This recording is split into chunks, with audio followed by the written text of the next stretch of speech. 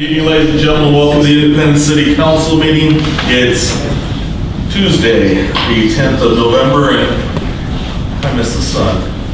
It's it's winter. Let the record show that council's all here, and let's move into our agenda. We have minutes from September 29, October 13, and October 7. They meet with your official okay? Move to approve. Second. Motion second, all in favor, signify by saying aye. Aye. And opposed, motion carries. Thank you very much. Visitor public comment. Anybody have anything jump on me up we want to say today? Okay, thank you very much. I don't have anything much to add under my mayor report at this point. You council members, you do have some information on upcoming council government activities. Please let Karen know so she can get that information in. Mr. Klein, I think it gets to you for city manager and staff reports to this evening. Thank you, Mayor, members of council. Before I get started, I'd like to introduce our newest staff member, Courtney Williams. If you would, please. Okay. Courtney is has taken on the new position of event center coordinator. You want to share just a little bit about yourself? Good evening, Courtney, and welcome to council. Hi, well, thank you for having me. Event coordinator, going to be running the event center down there. Really excited about it. I'm a full-time student, going to school for my business degree, minor in entrepreneurship. I own my own event planning business as well, so I think a lot of skills from that are going to help me do a really good job on this. So, yeah, that's me.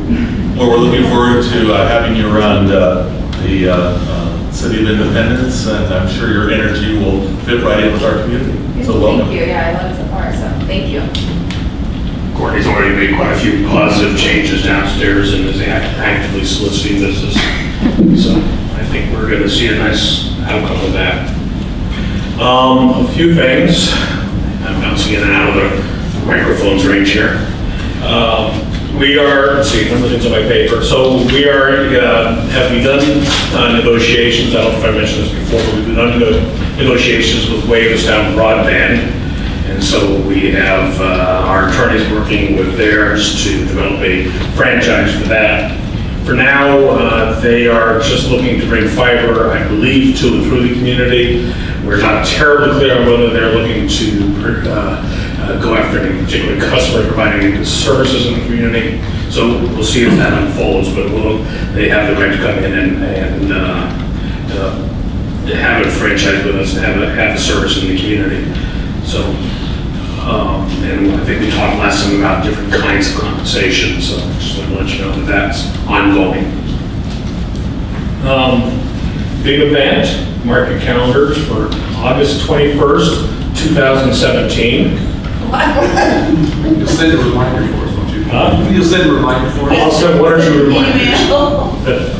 We are in the middle of the band of the total eclipse of the sun that will occur on that date. And so there's already been a little bit of planning that's started in, it's a fairly narrow band actually. If you were in Portland, you wouldn't be in it. If you were in Eugene, you wouldn't be in it. If you were in Corvallis, you'd be on the very edge of it. But we're right in pretty much the heart of it. Except for Depot Bay and Monmouth, we are the first city that will be in the dark. So going dark, Indy Goes Dark is our euphemistic starting name for the for what we hope will be a series of events and some pretty good events for the occasion. But we are meeting with Travel Salem. We will look to see if Travel Oregon has an interest, and I suspect that there's already groups sort of forming, and we're going to see where we fit in this picture. But should be a great opportunity to have a whole heck of a lot of fun and showcase, if that's the right word, in the dark, but the community. Anyway, mark your calendars. What was the date again, David? August 21st, 2017. It's a Monday. At So- 10 a.m. Right, there you go. So that leaves us Friday night, Saturday, and Sunday to begin the party. I would laugh, except that I know there are people all over the world that travel to go to solar eclipses. I mean, it is not an insignificant tourist event. Not at all. This will get a crowd. And a well-traveled crowd. So Can I add that at 10 o'clock in the morning, that's going to be an eastern rise, and we have an eastern facing amphitheater, which would accommodate all the people. Oh, gee. There you go. Can we shoot off fireworks? Mr. Klein, why didn't you save me from answering that question? This before. I'll say it for the new business downtown, House of Mia Bella. A little challenge in how they spell sweet, S-U-I-E-T, but Suet. But other than that, it's a nice looking business. Yes. So if you get a chance to drop in on them, it really is a good looking business. So a little update on just the old City Hall building. The motion for summary judgment has been filed. There's a 23-day time to respond to that. We have also rescheduled depositions for November 23rd. So those two dates are on the calendar, and we're still moving towards the January 6th trial date. So all that's happening with that particular effort. The Green Cities Project, Sustainable Cities, University of Oregon. For those of you, a lot of you did show up on Saturday, we were able to come. Great event. I mean, we were, certainly at a staff level, we were really taken by the many ideas. So just a reminder, what they did is that they're from the university. They have once a year, they have a city they pick for this Green Cities program, the Sustainable Cities program. We contacted them last year. We were successful in our application, and they came up with about 60 students to join us at the event center Saturday for about 5 hours. They showed up. We split them into 4 groups. They had 4 different targeted areas.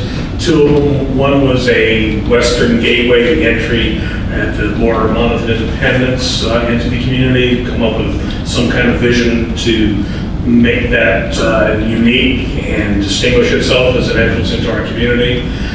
A similar gateway project over at Polk and Highway 51 in that group of small businesses there. Not city limit, but really kind of a natural entry in the community, which leave the industrial zone.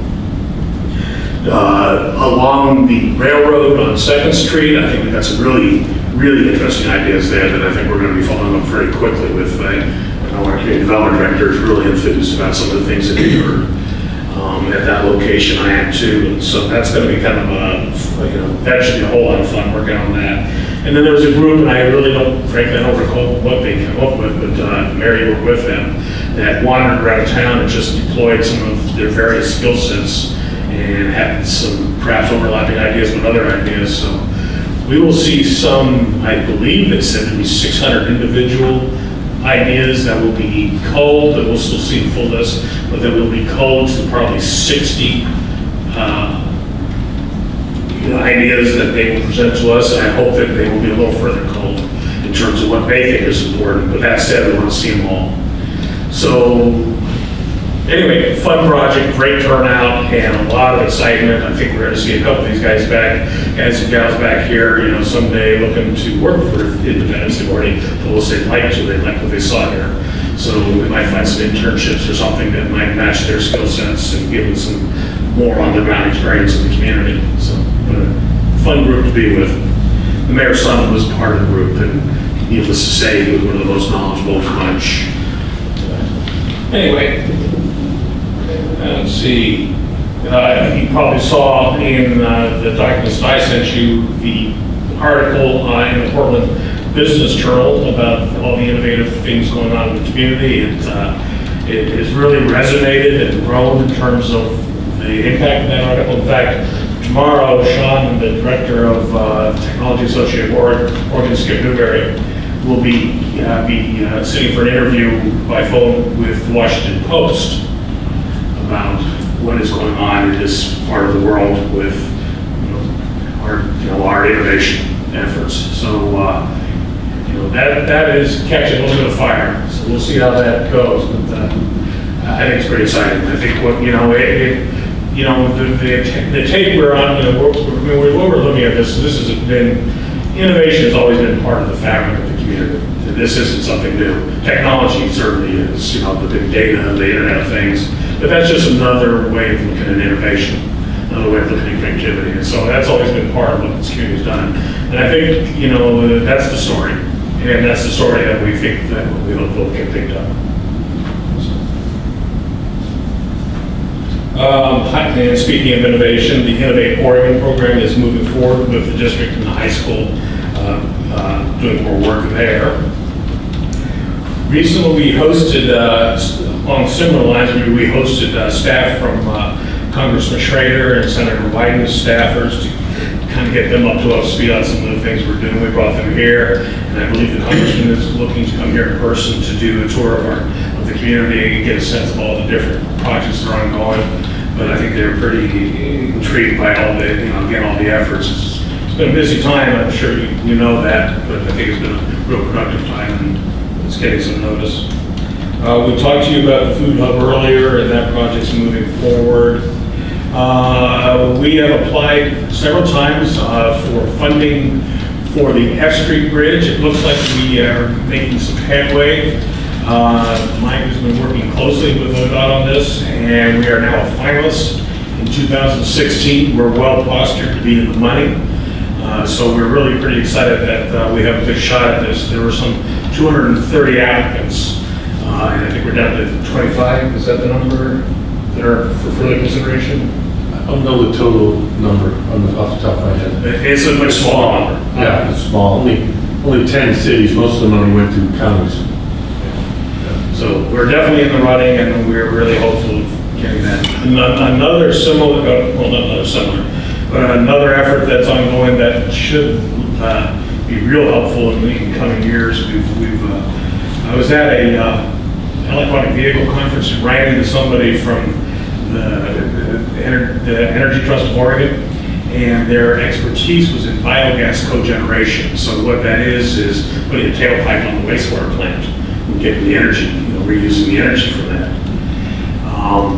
That's sort of one way of looking at it anyway. So they are, Mike went to a workshop in Gresham, hooked up with these folks. It looks like we may get into funding as our MBR plan, our future sewer plan in 5 years. As part of that would be a cogeneration project.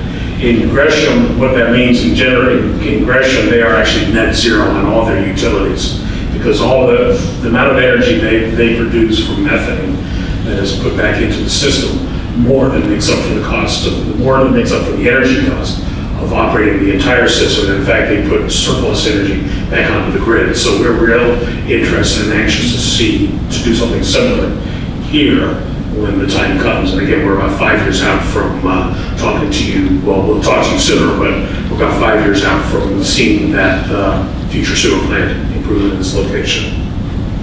So excuse me, the idea of that is to generate electricity from the mid? Yes, And put that into the grid? Yeah, exactly. Cool stuff, and certainly great sustainability stuff. Did everybody got my self-evaluation in the mail, by the way? I just want to make sure that I did not. You did not. Email or? Hard, still mail. About a week ago, Saturday, I got mine. Oh, I brought it through it in junk mail. I don't have it. Karen can get it too. Thank you. Anybody else? Everybody else?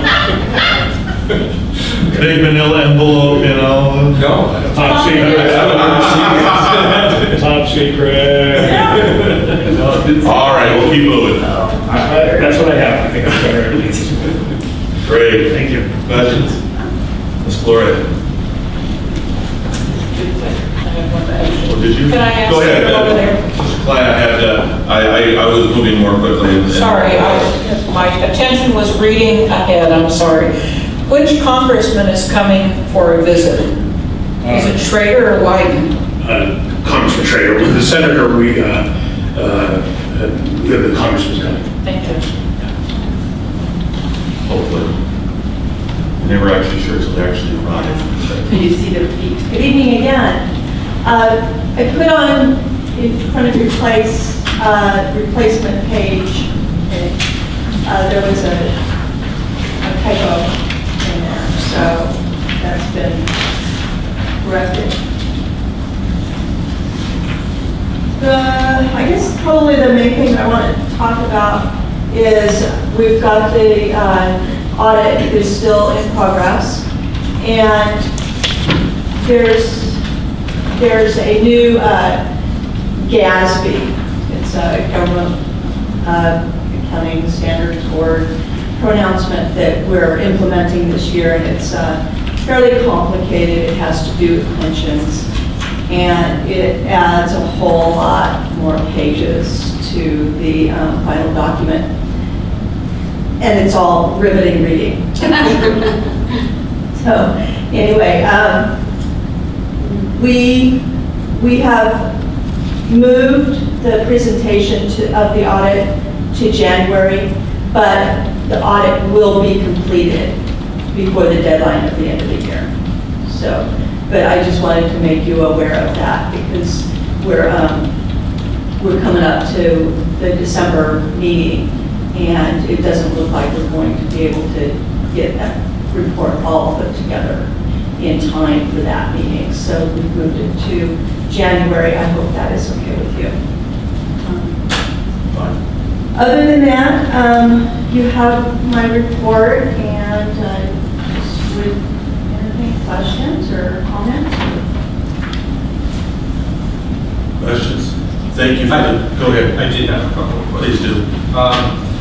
On the end of the water fund, and the capital outlay that was, I think for repairs that were planned on being done, is that, did we do the work or did we have contractors do the work? And is the contract, if we had contractors do the work, is the contract in that contractor's wages or payment for the contractors in that capital outlay, or did we do the work ourselves?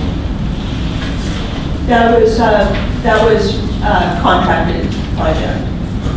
Okay, and that's in that capital outlay. Right. Okay. And then I didn't understand, you said that we were a little low on the debt service from the storm drain fund, but it looks like we're actually over 25%. And in your comments, you were concerned about that the storm drain fund struggles to contribute its fair share of administrative costs. I didn't quite understand that. It looked like we were covering it.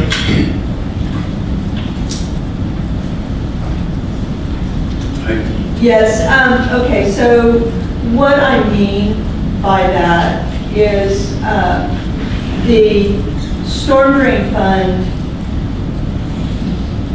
for the most part, runs almost to a deficit. So if you look at the page where I did the results of operations, and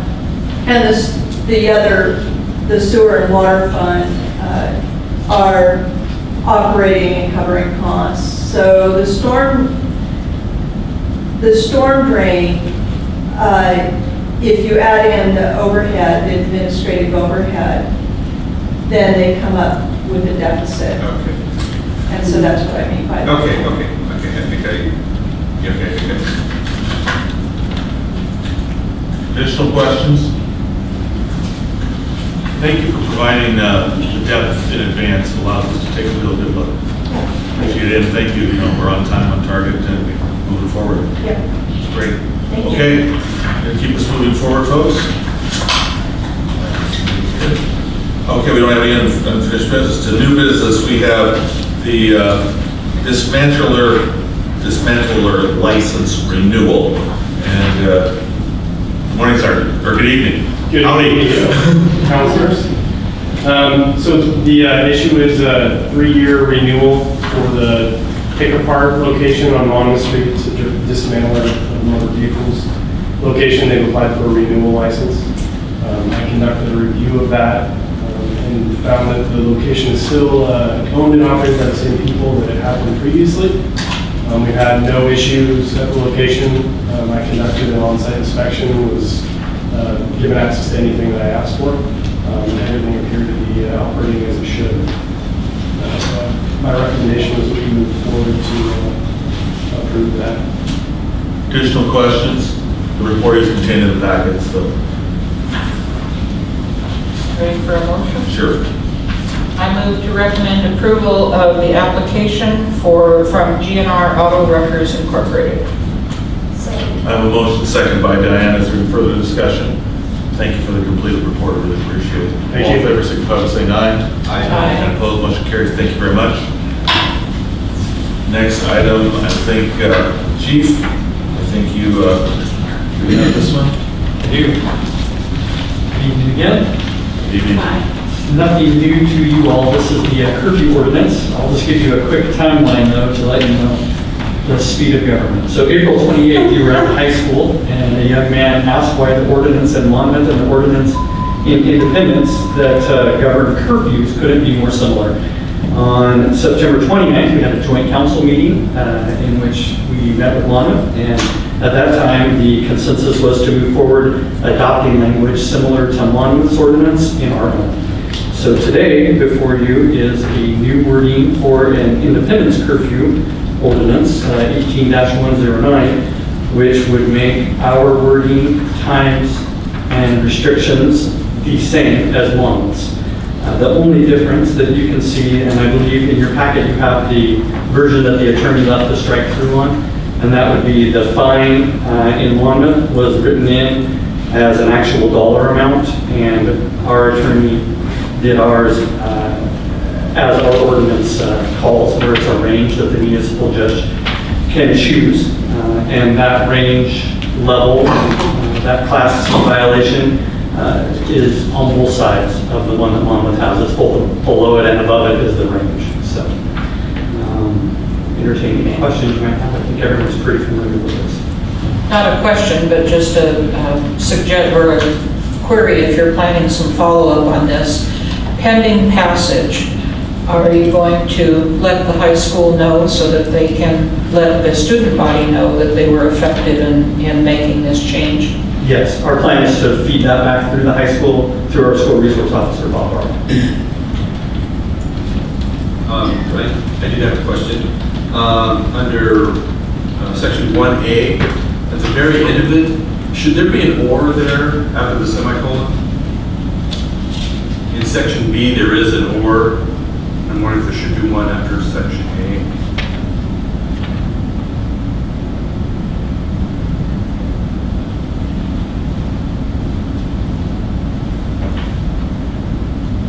How about we do this, rather than getting into if we move past that, can we allow the recorder to make it's a non-substantive, yes. Scrivener's, whatever the official word is, to put the right punctuation and To make micro it word. Grammatically correct, yes. Yes. Because I think you're thinking one condition or this condition or this condition. Well, so I'm not certain. I do know that Monmouth doesn't have the or. Their attorney reviewed it and our attorney reviewed it, so I'm not sure. Maybe we could just We could pass ask it our attorney and one more time. double check it. Right. Yeah, I think that, I'm fine with that. We're okay? Okay. That notation. Is this okay with everybody? Additional questions, Chief? I just wanted to, before we get to a vote, I really appreciate that, Chief, that you and your counterpart worked really promptly, and I know some council members were involved in that, and matter of moving it forward, and guys took the bull by the horns, got it done. Appreciate that. Love moving at the speed of independence. If there's a motion, Is this a? yeah, this is a three. I'll start it. Go ahead. I move to read the proposed ordinance Council Bill 2015-05 in full as the text is contained in the council packet for the first time. On a motion? Second. Do I have discussion? All in favor, signify by saying aye. Aye. Opposed, motion carries. An ordinance amending Independence Municipal Code, Chapter 18, miscellaneous offenses, repealing Section 18-109 curfew, replacing it in its entirety, stating an effective date. Somebody will do the next one, please. I move to read the proposed ordinance, Council Bill 2015-05 for the second time by title only. Motion, second. Discussion. All in favor, signify by saying aye. Aye. Opposed, motion carries. An ordinance amending Independence Municipal Code, Chapter 18, miscellaneous offenses, repealing Section 18-109 curfew, replacing it in its entirety, stating an effective date. Go ahead, Diana. I I move to adopt the proposed ordinance, Council Bill 2015-05. Second. Motion second, discussion, everybody's okay? Great. All in favor, signify by saying aye. Aye. And opposed, motion carries. The bill has passed and will be assigned to ordinance number 1542. Wonderful.